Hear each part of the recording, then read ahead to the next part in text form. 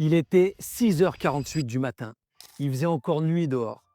Et ce dirigeant de 42 ans, il était tout seul dans sa voiture devant la porte de son garage. Le moteur de sa voiture était coupé, il avait encore les clés sur le Neyman, pas parce qu'il était fatigué, pas parce qu'il était en retard, parce qu'il voulait pas ouvrir la porte de son propre garage. Il m'a dit, tu sais Lambert, ça fonctionne bien. J'ai fait plus de 5 millions d'euros sur N-1, j'ai un personnel qui est au top, j'ai du chiffre, j'ai des clients, mais j'ai perdu le sens. Je sens que ça s'éteint à l'intérieur, je suis en train de devenir l'ombre de moi-même. À ce moment précis, j'ai compris que c'est pas l'échec qui tue un entrepreneur. C'est quand la réussite ne fait plus sens. C'est quand tu te lèves le matin et que tu ne sais plus pourquoi tu continues. C'était pas un burn-out, c'est beaucoup plus discret que ça. C'est beaucoup plus dangereux que ça.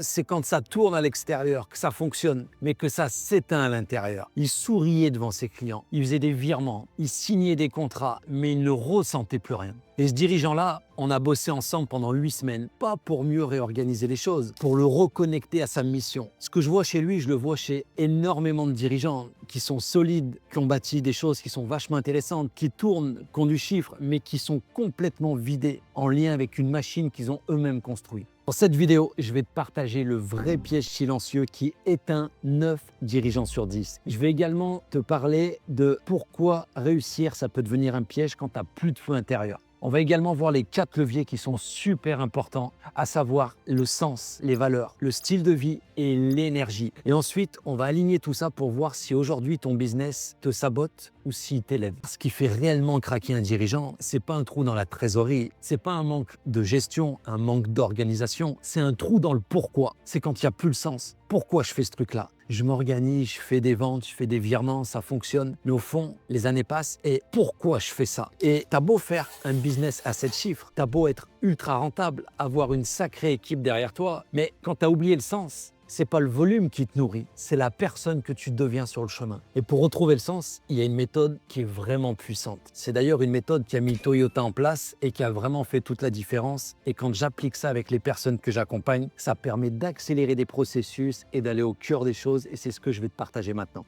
Premier, par exemple, c'est pourquoi tu fais ce métier. Et là, la personne réfléchit, elle dit pour gagner ma vie. Ok. Pourquoi c'est important pour toi de gagner ta vie? Et là, la personne réfléchit, elle dit je sais pas, pour être libre. Ok, super. Et pourquoi pour toi c'est important d'être libre? Et la personne réfléchit parce que j'ai besoin de dépendre de personne. Ok, super. Et qu'est-ce qui fait que pour toi, c'est à ce point important de ne dépendre de personne? Et la personne réfléchit, elle réfléchit.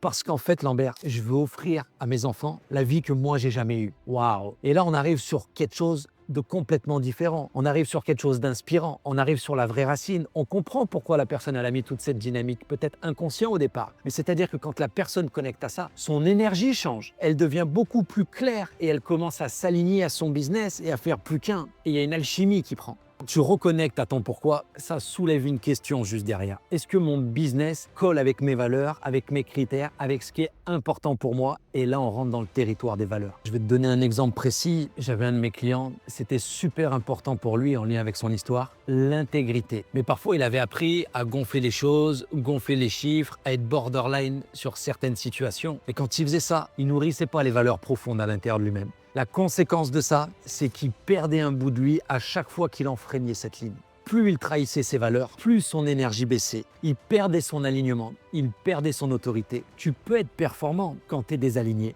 mais tu ne seras jamais magnétique. Je vois énormément de dirigeants qui ont la tête dans le guidon et qui froissent des valeurs en permanence. Du coup, ça crée des déséquilibres à l'intérieur. Je vois également énormément de dirigeants qui n'ont pas pris conscience de quelles sont réellement les valeurs en lien avec leur propre histoire et encore moins les critères qui nourrissent ces valeurs. Ce que j'aimerais maintenant, c'est que tu te poses, que tu mettes réellement cette vidéo en pause, que tu puisses prendre une feuille et que tu écrives 50 valeurs sans réfléchir qui te passe par la tête. Et ensuite de brainstormer là-dessus et de voir quelles sont les 5 valeurs principales qui sont non négociables pour toi. À l'issue de ça, c'est de faire la hiérarchie des valeurs parce qu'elles s'influencent les unes les autres. Et chaque valeur, elle est nourrie par des critères. Quand tu comprends les 5 critères qui sont indissociables de ta valeur et comment elle est nourrie, ça redonne du sens, ça crée de l'alignement, tu deviens vibrant et magnétique. Je vais te donner un exemple pour ça. Imaginons qu'on prend l'amour. Imaginons que l'amour, c'est une top valeur. Imaginons pour une autre personne, l'amour numéro 5, top valeur aussi. Si on s'aime, on se dit tout.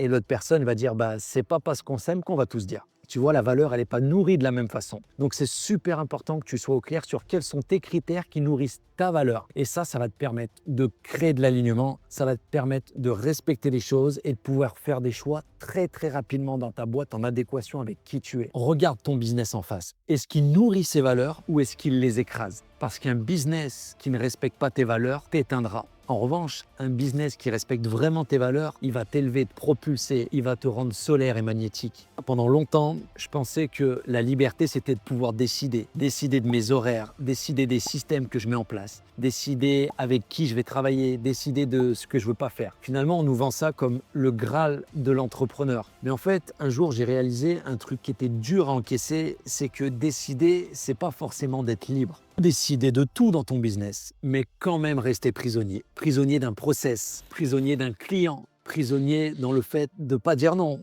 prisonnier de ta charge mentale. Et toutes ces choses-là, je le vois avec énormément de dirigeants que j'accompagne. C'est-à-dire qu'en fait, ils n'ont plus d'espace pour pouvoir respirer. Je me rappelle d'un client qui marchait bien, ça fonctionnait bien, et il me dit, je suis à mon compte, mais j'ai jamais eu aussi peu de temps dans ma vie. Il me dit en plus, c'est moi qui ai créé le système et c'est compliqué de sortir de ça, je peux mettre personne à ma place. Je lui dis oui, ce que tu as construit, ça ressemble plus à une prison dorée. La liberté, c'est pas de pouvoir tout faire, c'est de pouvoir vivre pleinement sans se trahir. Et si aujourd'hui tu cours après le temps, si aujourd'hui tu mets ta vie de côté, c'est pas que tu as mal bossé, c'est qu'il est temps que tu puisses faire caler ton business à qui tu es réellement. Je vais pas te dire de reprendre le contrôle, justement, je vais te dire de reprendre de l'espace, de reprendre ta place, de reprendre du souffle, pas pour en faire plus, pour pouvoir te reconnecter à toi et te poser une vraie question. Est-ce que ce que tu fais, c'est quelque chose qui te rend performant ou c'est quelque chose qui te rend libre? À ce moment-là, tu n'as peut-être pas la réponse, mais je vais te dire un truc, c'est que ton corps, lui, il a la réponse parce qu'il engramme les choses à l'intérieur. Et ensuite, si tu n'as peut-être plus de patience, que tu es peut-être devenu irritable, que tu rayonnes moins, que ton énergie, elle est plus basse, ton énergie te parle. Et c'est ce qu'on va aller voir maintenant. On parle souvent d'objectifs, de performance, de résultats, de faire mieux, parfois même de faire mieux que les autres, de mettre un nouveau CRM, de tenir encore plus de tableaux Excel, de chercher à faire plus de volume, à augmenter le chiffre, à avoir des nouvelles lignes pour aller voir le banquier, pour faire énormément de choses. Mais moi, quand je vais chez un dirigeant, ce que je regarde son regard. Je regarde sa posture, je regarde son feu intérieur, je regarde son alignement, je regarde comment il communique, comment il métacommunique avec les autres.